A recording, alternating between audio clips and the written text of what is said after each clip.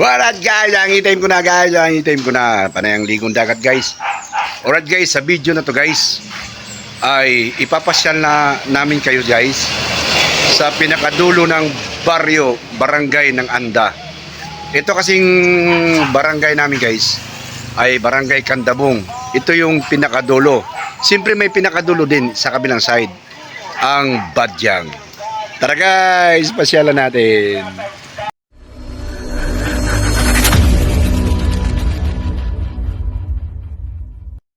Alright guys, papunta na tayo ng Badyang ngayon. Nasa Suba na tayo. Ito yung access natin papuntang Badyang, huling barangay ng Anda. Alright guys, ito na yung guys, oh, papuntang Badyang na to guys. Dire-diretso lang tayo. Ayan. Ayan guys, mangrove yan, mangrove. Yan ang mangrove dito sa Badyang Suba. Ayan oh, kaganda ng mangrove guys. Okay guys, kita nyo yung daan ng papuntang Badyang guys. Simentado na siya at maganda na tingnan ang mga daan dyan. Ayan guys, may nagtanim ng dwarf mango sa lupa nila. Ayan oh. Ang kagandahan sa lugar na to guys, dulo na siya ng Anda. Ayan. Hindi na busy guys. Hindi na busy, tahimik na. Wala nang halos na kasalubong na sasakyan. Medyo maahon na ang daan guys, pero maganda naman yan ang simentado na. At bago tayo makarating sa Badyang guys, ay madadaanan natin ang dalawang barangay bago ang Badyang. Una-una yung barangay Talisay at saka yung barangay Linawan. Ito yung mga bahay nila dyan no?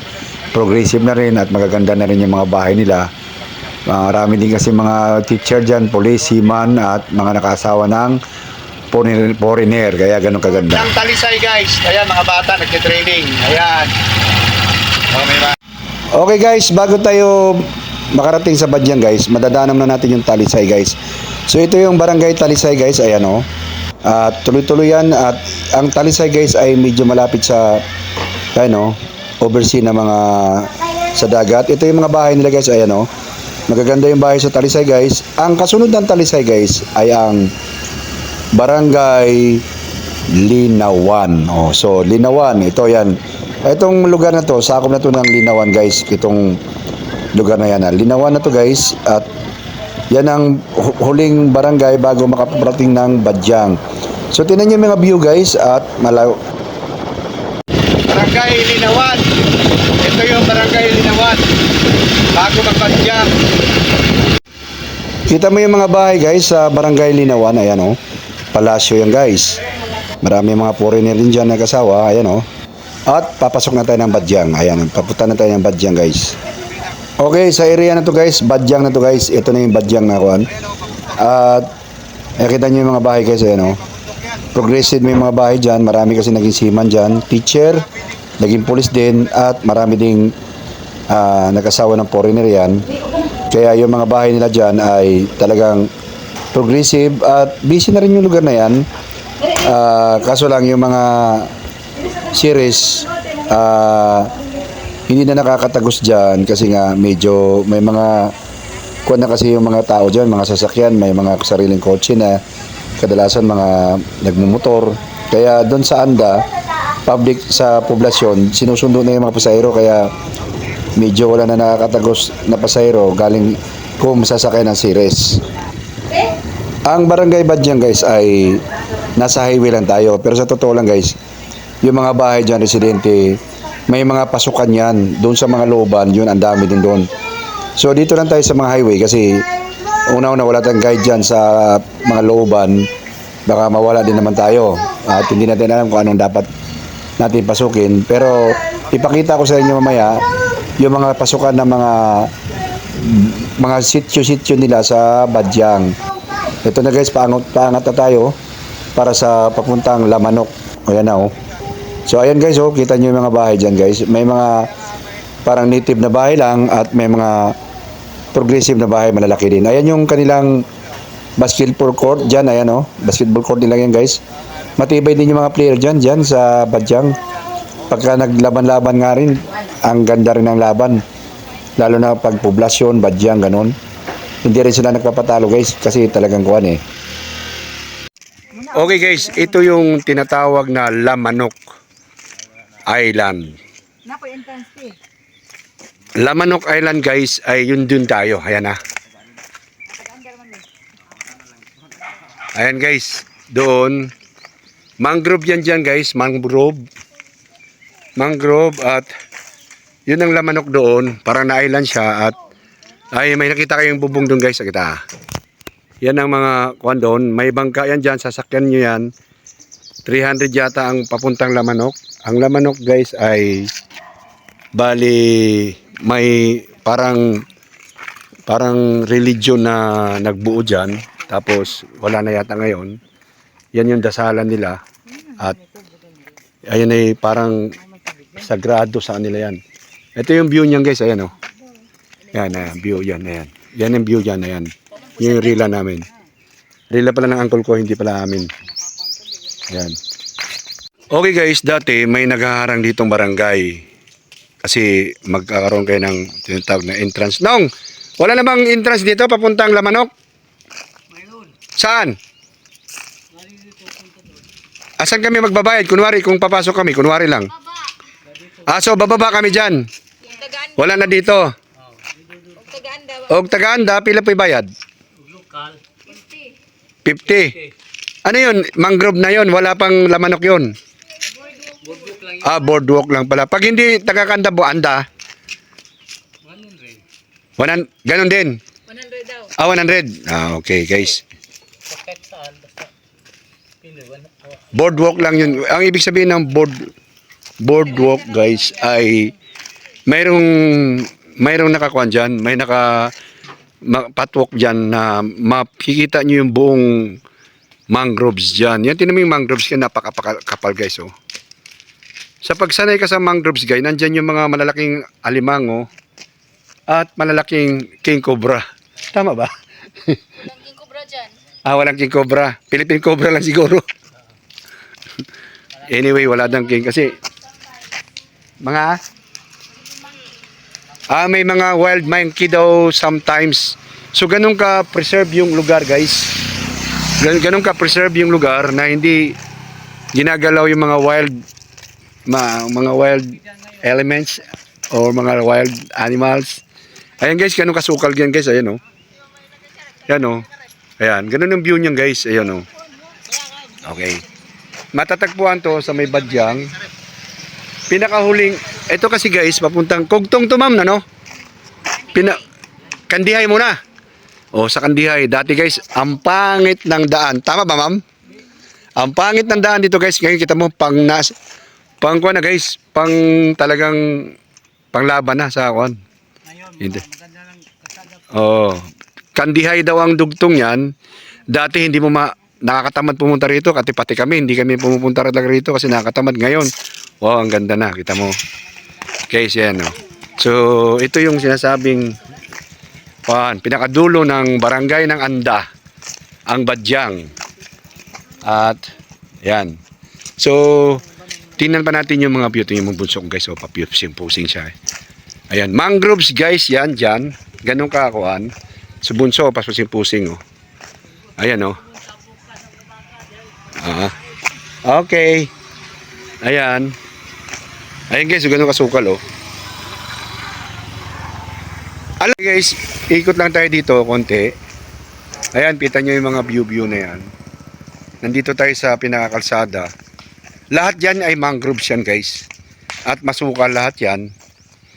Pinipreserve ng lokal yan, especially ang Badyang. At monitor lang tayo dito. Actually, ang Badyang guys, napakalawak yan. Nandun pa yan sila doon. Marami pa. Doon na yung dinagdaanan natin. At hindi natin mapuntahan yan kasi kailangan ng mga habal-habal na motor yan para may kuwan. Ang dinaanan lang natin ay itong nasa highway lang. At ito tinan mo guys, yung mangroves na yan. Ganun ka-preserve ang mangroves tree. At dati ay hindi naman yan kuwan kasi, kumbaga hindi namin alam din yan Hindi din namin alam na ganun pala kaganda, kumbaga ka-useful ang mangroves sa mga kuwan, tulad ng sa dagat na yan. Kita mo, dugtong kasi ng suba to Pero yung mangroves na yan, pag sanay ka dyan, maraming mga crabs dyan, marami mga isda dyan na natatrap pagka low tide. Tapos napupunta lang sa mga limaw sa Bisaya limaw, sa English ay small water. Pagka low tide nagkakaroon ng natitirang tubig na maliliit. Tapos doon natatrap yung isda na malalaki. Kaso lang sa sobrang sukal niyan guys, pag tinry mo talagang pumunta dyan, marami kang makuha. Kaso lang, marami ka rin may encounter na hindi ko alam kung wala pa namang history dyan yung buhaya. Saltwater crocodiles, wala naman. Hindi ko lang alam sa mga lokal. Kasi yung lokal na nakausap ko ay isang teacher yata yon. Ang sabi niya, wild monkeys. Kasi dugtong siya sa bukid. Isipin mula sa mangroves guys, na dudugtong siya sa bundok no. So kung yung mga unggoy, pagka gustong kumain ng mga tinatawag na pagkain ng dagat, pumupunta sila dyan. Di ba? So, pero yung saltwater crocodile, wala pa ako narinig na may history dito. So, siguro mga snake. Sabi ko naman, doon sa lokal na maraming cobra dyan na king cobra. Sabi, wala naman ganun daw. Pero sa amin, marami dito sa Anda ang Philippine cobra. Lalo na yung dilaw ang buntot. Ganon. Yung palang transportation dito dati, may mga bus na series na pumupunta rito. Ngayon wala na. So mga habal-habal na lang ang pumupunta rito. Or kaya yung mga tinod nitong ginadala-dala ko na mga kuandila. So yan ang transportation dito kasi mukhang minsan lang kasi nalulugi na kasi yung series kasi pag tumatago sila dito, dalawa na lang yung pasahero nila. Diba? Kasi bago makarating ng Badyang guys, ay ang unang barangay na dadaanan ay Talisay. Tapos Linawan. Tapos Badyang. At pag nagkalaban-laban yan sa basketball guys, hindi mo rin basta-basta matatalo yan, nakita nyo yung daanan. So ipapakita ko ulit sa inyo yung mga view na papunta roon. So ito lang, pinakita ko ulit sa inyo yan. Ang ganda ng dagat guys, ayan, ganda ng dagat, ayan. Okay, diba? Ayan guys, nakita nyo yung daan na yun guys. Isa yan sa mga daan na papunta sa mga residente doon sa looban ng Badyang. Badyang guys, ito yung pinaka maraming bahay dito sa Badyang. Ayan. Dito, tinan mo, daming tao guys na nakatambay. Ayan, dito yung pinaka-sentro nila guys sa Badyang. At marami din namang mga bahay na malalaki. Ayan, may video ko yan yata dyan. Ayan. Guys, di kotse na yung mga tao rito guys. Ayan ang tindahan no. Katag-katag. Akala mo pag traditional na business 10,000 lang tindahan na Nagdedepende na lang yan sa management. Ito guys, ayan Yan, ito yung sentro nila Yan guys, dito maraming bahay. Yan. Ito yung Badyang guys. Badyang, ayan may daanan dyan papunta roon. Papasok yan guys, nag-highway lang tayo. Mas maraming bahayan doon, papasok. Yan. Ang dami dito. At mga may mga kaya din mga tayo laki din daan din nakita yun. Yan, sabihan sa mga daanan guys. Papunta sa looban mga residente doon. Nasa highway lang tayo ngayon Yan. Kaya akala maliit. Ayan, may mga sasakyan pa yung mga ibang bahay dito. At mayayaman. Yan. Yan yung tinda mo mga ihaw-ihaw. Magkano isa? May isang ginang mahal. Hindi, tinatanong ko lang yung price nyo. Price.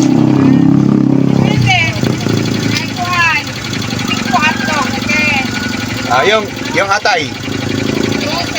12. 12? Okay. Mura lang, 12 lang. Yan yung mga view sa Badyang.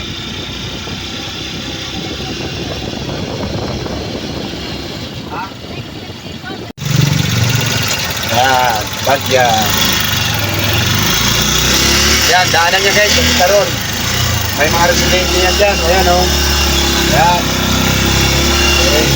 Ito may lodge guys, lodging Lodging, ayan. Oh. Ganun ka progresibo yung badyang. Okay guys, ayan na guys, nakita nyo naglaigib yung iba dyan sa badyang ay yung tubig nila. Up, ayan na. Bali, pauwi na tayo dyan guys. Okay guys, ito yung pinaka-entrance ng badyang. Ayan, ito yung pinaka-entrance. Ayan yung kanilang kuan. At dito ay isang linawan na yan dyan, linawan. Linawan, Talisay. Okay? So, ito yung pinaka-kuan nila. Parang mountainside, tapos kuan din, parang mangrove side din sila. Ganon. Ayan guys, mansion yan guys, mansion. So, dito rin mansion din guys, ayan mansion. So, hanggang dito lang tayo sa labas guys at hindi natin kuhan kasi baka isipin ng mga may-ari ng mga bahay ay nag-chasing tayo. Actually, nagbablog lang naman tayo. Baka mamasamain nila. Pina-introduce ko lang guys na ganun ka progressive yung lugar. Ganun ka yaman din yung mga na-residente rito.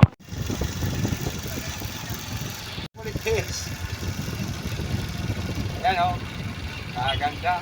Maraming sasakyan o. Okay guys, ayun na po yung side ng kabilang side ng view ng Badyang. Ayan, pauwi na tayo. I hope na, ayan, basketball court nila guys, isa sa mga basketball court nila. At magagaling din yung mga bata na player nila dyan. Anyway, ayan, sa kuan, paligid ng court nila yan. Alright guys, pauwi na kami. At yun lang yung ating tour sa Badyang. I hope na nagustuhan nyo. Mabigyan nyo ng like yung video guys. Kung hindi naman, i-dislike nyo guys. At huwag kalimutang mag-subscribe at mag-notification bell. Kita-kita tayo guys sa susunod na video guys. Gabi na guys. Bye-bye guys!